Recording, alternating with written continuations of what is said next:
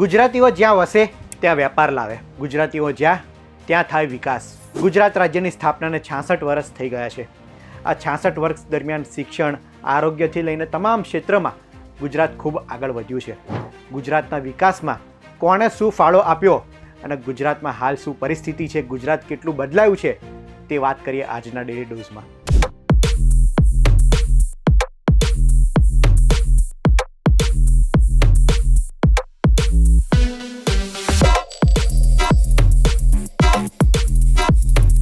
વર્ષ 1947માં આપણો દેશ જ્યારે આઝાદ થયો ત્યારે નવજાત શિશુ જેવો હતો. દેશમાં ગરીબી, ભૂખમરો જેવી સમસ્યા તો હતી જ. આ ઉપરાંત દેશ વિકાસ ક્ષેત્રે પણ ખૂબ પાછળ હતો અન્ય દેશોની સરખામણીમાં. દેશ આઝાદ થયો ત્યારબાદથી લઈને અત્યાર સુધી એટલે કે 2026 સુધીમાં દેશમાંથી 14 રાજ્યો અલગ પડ્યા છે. ગુજરાત, હરિયાણા, મહારાષ્ટ્ર સહિત 14 રાજ્યો દેશમાં છૂટા પડ્યા છે. આજે દેશમાં રાજ્યોની વાત કરીએ તો દેશમાં 28 રાજ્યો અને 8 કેન્દ્ર શાસિત પ્રદેશ આવેલા છે. તેમાં આપણે વાત કરવી છે ગુજરાતની. આઝાદી પહેલાં ગુજરાતે મહાત્મા ગાંધી, સરદાર પટેલ જેવા મહાનુભાવો આપ્યા. પરંતુ આઝાદી પછી શું થયું? ગુજરાતની વાત કરીએ તો વર્ષ 1960ની 1 મેએ ગુજરાત એ મુંબઈ દ્વિભાષી રાજ્યમાંથી અલગ પડ્યું. મુંબઈ દ્વિભાષી રાજ્ય હતું જ્યાં મરાઠી અને ગુજરાતીઓની વસ્તી હતી. તેમાંથી ગુજરાત છૂટું પડ્યું અને મહારાષ્ટ્ર છૂટું પડ્યું અને મુંબઈ રાજધાની માટે લોહિયાળ જંગ ખેલાયો અને સ્થાપના થઈ ગુજરાત રાજ્યની. મુંબઈથી અલગ પડ્યા બાદ ગુજરાત સતત વિકાસના ક્ષેત્રે આગળ વધતું રહ્યું. ગુજરાતમાં આજે અનેક ક્ષેત્રમાં વિકાસ કઈ રીતના થયો છે તે જાણીએ. ગુજરાતનું અર્થતંત્ર. વર્ષ 1960-61માં ગુજરાતનું અર્થતંત્ર 738 કરોડ રૂપિયાનું હતું. વર્ષ 2025-26માં રાજ્યનું ઘરેલું ઉત્પાદન વધીને 29.82 લાખ કરોડ પહોંચ્યું છે, જે અર્થતંત્રના ક્ષેત્રમાં મોટી છલાંગ કહેવાય. ખેતી ક્ષેત્ર. 60ના દાયકામાં ગુજરાતમાં 63% લોકો ખેતી પર નિર્ભર હતા. આ આંકડો ઓછો થઈને આજે 39%એ પહોંચ્યો છે. એટલે કે ખેતી સાથે સંકળાયેલા લોકોનું પ્રમાણ ઘટ્યું છે. લોકો ખેતી સિવાય અન્ય વ્યવસાયો તરફ વળ્યા છે. શિક્ષણ અને આરોગ્ય. વિભાજન થયું ત્યારે ગુજરાતમાં માત્ર 3000 શાળા કોલેજો જ હતી. આજે શાળાઓની સંખ્યા 60,000ને પાર થઈ છે. આરોગ્યની વાત કરીએ તો તે સમયે હોસ્પિટલોની સંખ્યા માત્ર 5000 હતી. તે આજે 40,000ને પાર થઈ છે, જેમાં 500થી વધુ મલ્ટી સ્પેશિયાલિટી હોસ્પિટલનો સમાવેશ થાય છે. ઉદ્યોગ. ગુજરાત પહેલેથી જ ઉદ્યોગનું હબ રહ્યું છે, પરંતુ આ આંકડો વર્ષ 1960 પછી સતત વધતો રહ્યો. તે સમયે ગુજરાતમાં 3180 ફેક્ટરીઓ હતી. આજે આ સંખ્યા વધીને 33,000ને પાર થઈ છે. ગુજરાતના જીડીપીમાં તેનું 5 લાખ કરોડનું યોગદાન છે, જે એક મોટી સિદ્ધિ કહેવાય. નિકાસ. ગુજરાતમાં ઉદ્યોગો વધુ છે એટલે નિકાસ પણ વધુ રહેવાની.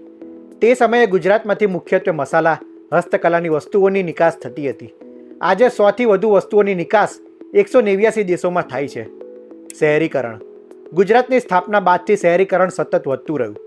સ્થાપના વખતે માત્ર 25% લોકો જ શહેરોમાં વસતા હતા. ગામડામાં 75% લોકો રહેતા હતા. આજે 50% લોકો શહેરમાં વસે છે. ગ્રામીણ વિસ્તારનું પ્રમાણ ઘટીને 50% થયું છે. આ સારું કહેવાય કે ખરાબ એ પણ અલગ ચર્ચાનો વિષય છે. સાક્ષરતા. ગુજરાતમાં સાક્ષરતાનું પ્રમાણ અન્ય રાજ્યોની સરખામણીએ ઓછું રહ્યું. 60ના દાયકામાં 30% ગુજરાતીઓ જ સાક્ષર હતા. આજે આ આંકડો વધીને 82%એ પહોંચ્યો છે. 21મી સદીમાં સાક્ષરતા દરમાં નોંધપાત્ર વધારો થયો છે. આ વાત થઈ ગુજરાત સ્થાપનાથી લઈને અત્યાર સુધી કેટલું બદલાયું તેની. હવે એ પણ જાણીએ કે ગુજરાતને વિકસિત થવા પાછળ કોણે અને શું યોગદાન આપ્યું. તો ગુજરાતની જ્યારે સ્થાપના થઈ ત્યારે સૌપ્રથમ મુખ્યમંત્રી બન્યા જીવરાજ મહેતા. જીવરાજ મહેતાએ આરોગ્ય અને શિક્ષણ સેવા પર વધુ ભાર આપ્યો. ત્યારબાદ 1975માં જનતા પક્ષના મુખ્યમંત્રી બનેલા બાબુભાઈ પટેલે નર્મદા અને કૃષિ વિકાસ તરફ ધ્યાન આપ્યું. માધવસિંહ સોલંકી જ્યારે મુખ્યમંત્રી હતા તે સમયે ખામ થિયરી અપનાવવામાં આવી. એટલે કે ક્ષત્રિય, મુસ્લિમ, દલિત અને આદિવાસી આ સમુદાયના વિકાસ પર ભાર આપવામાં આવ્યો. વર્ષ 2001થી સતત 3 વખત નરેન્દ્ર મોદી ગુજરાતના મુખ્યમંત્રી રહ્યા. તત્કાલીન મુખ્યમંત્રી નરેન્દ્ર મોદીના સમયગાળા દરમિયાન ગુજરાતે ખૂબ ઓછા સમયમાં અભૂતપૂર્વ સિદ્ધિ હાંસિલ કરી. તેમણે વાઇબ્રન્ટ ગુજરાત નામના પ્રોજેક્ટ ચલાવ્યા અને જેના કારણે મોટી મોટી કંપનીઓનું ગુજરાતમાં રોકાણ થયું. શિક્ષણ, આરોગ્ય, રસ્તા, ઇન્ફ્રાસ્ટ્રક્ચર સહિત અનેક ક્ષેત્રમાં ગુજરાતે ટૂંકા સમયમાં ઘણી બધી સિદ્ધિઓ હાંસલ કરી. રસ્તા, ઉદ્યોગ, વીજળી, છેવાડાના ગામડા સુધી પાણી પહોંચાડવા જેવા કાર્યો ઓછા વર્ષમાં ખૂબ સારી રીતના થયા. ઔદ્યોગિક અને આર્થિક ક્ષેત્રના વિકાસમાં ધીરુભાઈ અંબાણી અને ગૌતમ અડાણીનો સિંહ ફાળો રહ્યો. જામનગરમાં રિલાયન્સ ઇન્ડસ્ટ્રીની સ્થાપના કરીને પેટ્રોકેમિકલ ક્ષેત્રે ધીરુભાઈ અંબાણીએ માત્ર દેશમાં જ નહીં દુનિયામાં ગુજરાતનું નામ રોશન કર્યું. મુદ્રા પોર્ટનો વિકાસ કરીને અડાણીએ ભારતના સૌથી મોટા ખાનગી બંદરથી ગુજરાતને આંતરરાષ્ટ્રીય વેપાર માટે મહત્વપૂર્ણ હબ બનાવ્યું. સહકારી ક્ષેત્રના વિકાસની વાત કરીએ તો વ્હાઇટ રિવોલ્યુશનના પિતા તરીકે જાણીતા વર્ગીસ કુરિયને અમૂલનો વિકાસ કરી દૂધ ઉત્પાદનમાં ક્રાંતિ લાવી. વિક્રમ સારાભાઈએ અવકાશ અને સંશોધન ક્ષેત્રે ગુજરાતને ગૌરવ અપાવ્યું. સામાજિક ક્ષેત્રની વાત કરીએ તો ઈલાબેન ભટ્ટે સેવા એનજીઓ મારફત મહિલાઓને રોજગાર અને સશક્તિકરણ પર મહત્વપૂર્ણ યોગદાન આપ્યું. આર્થિક વિકાસમાં ગુજરાતનું નામ આજે દેશના ટોપ 5 રાજ્યમાં છે. ઔદ્યોગિક ક્ષેત્રે પણ ગુજરાતે અભૂતપૂર્વ સિદ્ધિઓ હાંસલ કરી છે.